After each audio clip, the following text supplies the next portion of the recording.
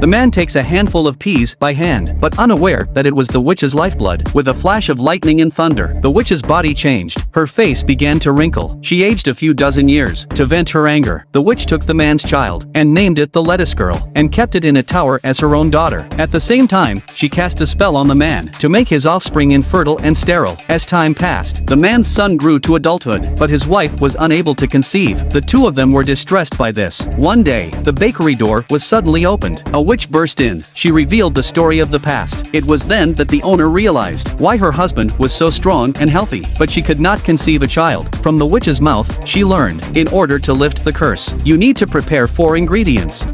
1. Cow as white as milk. 2. The cake as red as blood. 3. The hair as yellow as corn. 4. The slipper as pure as gold.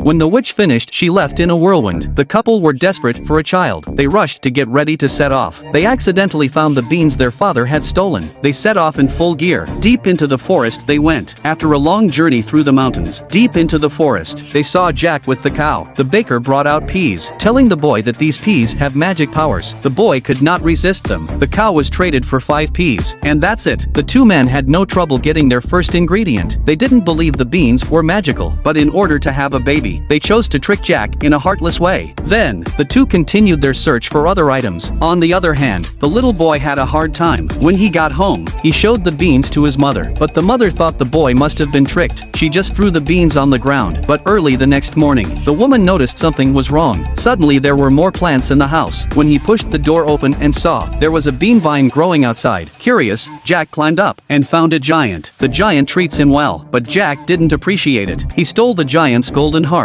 The giant was furious and chased him down, and Jack was decisive. He took his axe and slashed at the bean vine, and the vine fell to the ground, and the giant fell to his death. The noise was so loud that the whole forest was alerted. All sorts of animals came running out. Among them was the ferocious Mr. Wolf. He was looking for Little Red Riding Hood and Granny, and the red cloak that Little Red Riding Hood was wearing. It was the second item he was looking for. This may be the dumbest Red Riding Hood I've ever seen. On her way to Grandma's house, she accidentally spotted the big bad wolf. Mr. Wolf asked her what she was doing. Little Red Riding Hood not only answered truthfully, she even told him where her grandmother's house was. A good quarter of a league further in the woods. Her house stands inside a great oak tree. Then, Little Red Riding Hood said goodbye to the big bad wolf and hopped all the way to Grandma's house. Strangely enough, the door was open. Little Red Riding Hood went to Granny's bed and pulled back the curtain and saw that something was wrong. Grandma looked strange today. Before she could react, Mr. Wolf struck first and swallowed Little Red Riding Hood in one gulp. And here, she saw her grandmother, who had also been eaten. Meanwhile, the baker passed by, heard the screams inside. He grabbed his dagger, gathered his courage and went into the room and saw the big bad wolf lying asleep on the bed. He took his dagger and with one swift stroke of the knife to give Little Red Riding Hood and Granny back their sight. To repay the baker, Little Red Riding Hood decided to give the man his red cloak, and so it was. The second piece of material is done. On the other side of the cloak, which was as red as blood, the man's wife didn't stay idle either. She came down to the lettuce girl's floor. She began to speak in the guise of a witch. Rapunzel, Rapunzel, let down your hair to me. The lettuce girl didn't doubt it. She threw down her hair. The woman grabbed her long hair and cut it off with a sharp object. The third piece of material is also smoothly done. Hair as yellow as gold coins. Next, all that remained was the solid gold shoe. Meanwhile, a gray-haired girl, living in the dark under the oppression of her stepmother and 2 sisters, while the 2 sisters try to make themselves look more beautiful every day. On this day, the stepmother takes her 2 daughters to the prince's ball. Cinderella says she wants to go too, but she doesn't even have a decent dress. She is ruthlessly rejected by her stepmother. Luckily, she knew there was a sacred tree deep in the forest that could grant a person's wish. With the intention of being scolded by her stepmother, Cinderella snuck out of the house. She went to the tree and said her wish. As soon as the words were out of her mouth, a whirlwind came, and Cinderella's tattered dress turned into a beautiful evening gown with a pair of sperm-like heels. And so, she attended the prince's ball as she wished, and charmed the prince into dancing with her. But she knew that what she got too easily would not be cherished, so she sneaks out of the ball. But this also aroused the prince's interest and vowed to find her.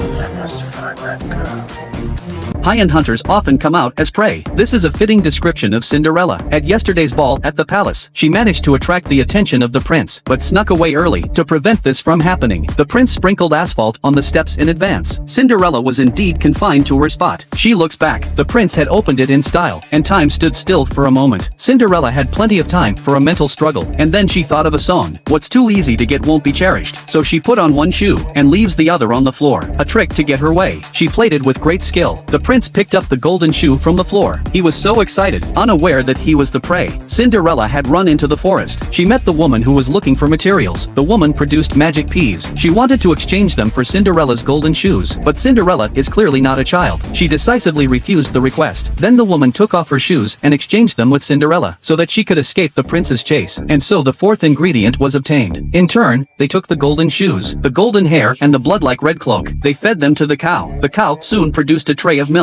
The witch grabbed it and drank it straight away. The wind blew up around them. The witch broke the spell and became young again, and the woman's belly instantly became pregnant. On the other side, the prince went door to door with his golden shoes looking for Cinderella. Soon he found Cinderella's house. In order for her daughter to marry the prince, the stepmother cruelly cut off her eldest daughter's toes. The shoe was put on, but the butler noticed something was wrong. Seeing that her eldest daughter was unsuccessful, the stepmother sent her second daughter to do it again. This time she's going to cut off her heel. After all, if she could marry a prince, she'll never have to walk on her own again. But just before she reached the door, the second daughter couldn't bear the pain. She fell to the ground. Seeing that the time was right, Cinderella came out quietly from the side. The prince came to his side. He took off her stockings and put on her golden shoes, just enough to fit. The prince recognized her as his bride. Soon the prince and Cinderella were married. The whole country came to congratulate her. But just then, the castle was shaken. Giants came to attack. It turned out that each pea vine had a giant living in it. When Jack cut down the vine and killed the giant on it, and the pea that Cinderella had thrown away, grew a new pea vine. The giant from above came to take his revenge. The prince, as heir to the throne, he was the heir of his country. He rode into the woods and saw the baker's wife. The prince marveled at the woman's bravery. The woman was obsessed with the prince's handsomeness. The two had an indescribable 5 seconds. Then the prince rides off. I must say, the love of a nobleman comes and goes very quickly. On the other hand, the main characters of the story were gathered together to discuss what to do next. But as they talked, they began to blame each other. In the end, they all pointed the finger at the witch. They think the witch brought the peas. She should be responsible. The witch was powerful, but at that moment she felt the evil in people. A gale of wind and air, chilled to the bone.